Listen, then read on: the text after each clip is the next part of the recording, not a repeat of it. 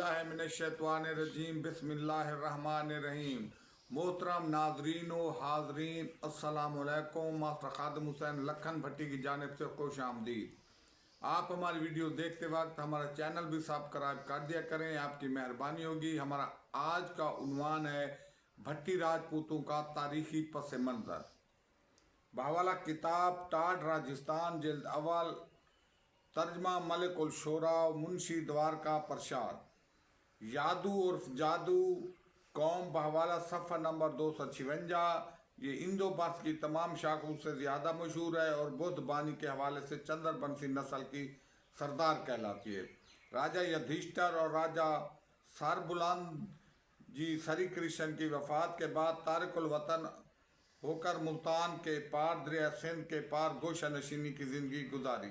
जब जादू कौम दीवाल पजीर हुई होकर भागी तो भट्टी का खिताब इस्तेमाल किया। भट्टी के बाद जरेजा का दर्जा है। हरि कृष्ण को सांवला रंग होने की वजह से हरि कृष्ण कहते हैं, इसलिए इनका लक़ब शाम था, जिसके मैनी अंधेरा के हैं।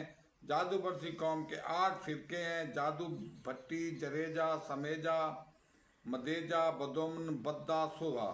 दहली शहर राजा युधिष्ठिर ने आबाद किया था और 792 ईस्वी में दोबारा अनंगपाल ने खंडरात पर दहली की बुनियाद रखी थी। भट्टी कौम का जद अमजद।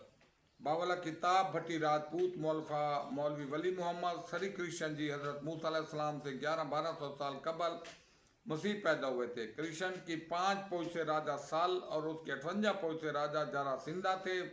राजा साल के ख़ानदान से सन ईस्वी के लिहाज से 90 में साल बान ने लाहौर के करीब साल बान पूरा की बुनियाद रखी। कृष्ण हर दिल अजीज इंसान थे और खूबसूरत अदात के मालिक थे। इसकी औलाद से उम्दा उम्दा सिपाही पैदा हुए जो कौम राजपूत की इज्जत बने। सिकंदर आज़म का हिंदुस्तान पर हमला कोई 326 साल कबल मसीह हुआ। कृष्ण के 2 बेटे जो रानी रंगी के वतन से थे तारिकुल वतन हुए और जादू कौम से दूसरी 56 अक़वाम की कई लड़ाइयाँ हुई। तज़किरा भट्टी राजपूत। बाहवाला किताब नजमुल तवारीख राजपूता पंजाब अजनात कलानूरी, सफ़ा नंबर 445। सदर मकाम मरोठ 565 ता 787। मंगल राव के बेटे मंडम राव को हाकड़ा नदी के किनारे मरोठ कला तमीर किया और मरोठ का इलाका बसाया। इसने मरोठ का कला तमीर कराया और ठिकाना बनाया। इसके 5 जानशीन थे: मंडम राव, शोरसैन, रघुराव, मूल राव, उदयराज और नजम राव। ये पड़ोसी से इलाके छीनते रहे और अपनी रियासत को वुसअत देते रहे। मंजम राव ने के बेटे केहर ने 787 ईस्वी में नौ देवी के नाम पर तनोट का शहर आबाद किया और अपनी रियासत कायम की और अपने आबा अजदाद को यहाँ लाकर बसाया।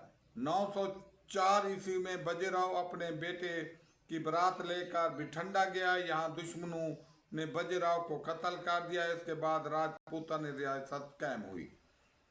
785 ईस्वी में नौशेरवां शाह ईरान के बेटे नौशहजाद ने अब पंजाब में भट्टियों को तबाह बर्बाद कर दिया और ये दरिया सतलुज के किनारे आ गए और यहाँ ठाकरों को तहते करके फिर वापस तनोट चले गए और 15वीं पोस्ट में घोड़े बहा राजपूतों ने इन्हें नीस्तो नाबूद कर दिया। इन भट्टियों का नसब नामा हस्ब झेल है: सलहराज, राव सबील, राव वसील, राव मनसल, अजील राज राव, गोपाल राव, छनराज राव, परमीत राज, राव भूम राज, राव धूमेपाल,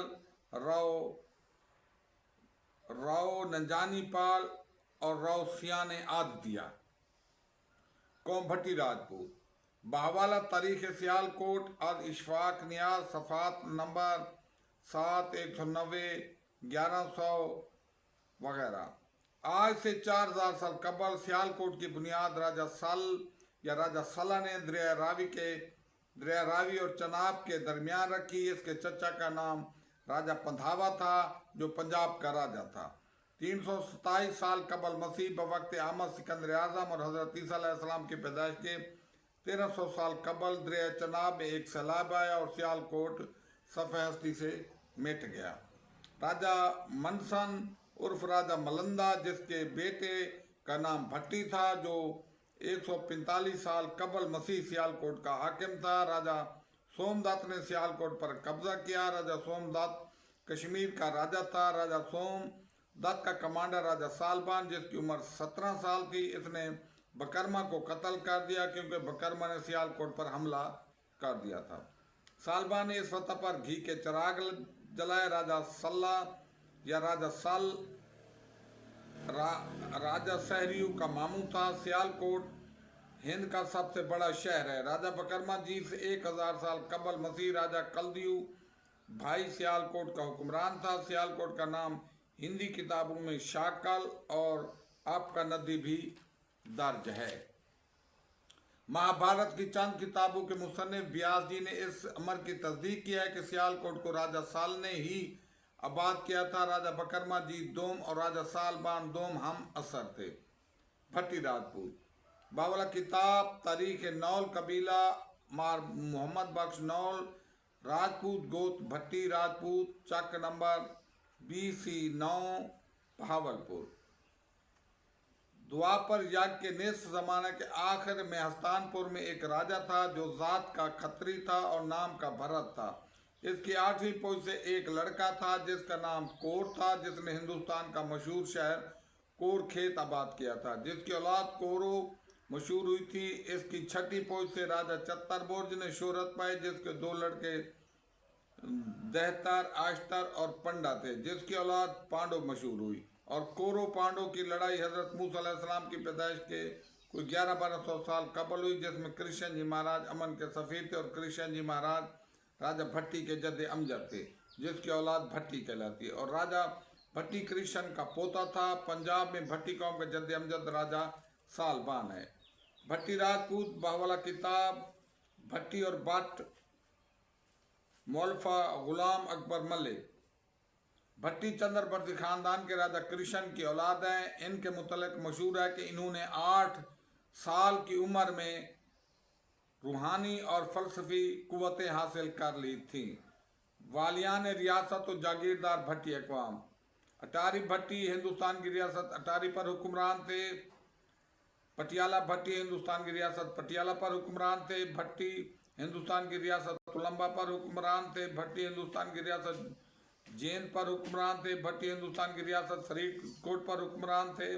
भट्टी इंडिया की रियासत केथल पर हुक्मरान थे और भट्टी पूरे हिंदुस्तान पर भी हुक्मरान थे और मुख्तलिफ रियासतों पर हुक्मरान थे। वस्सलाम, खुदा हाफिज। ये कितने मिनट हैं?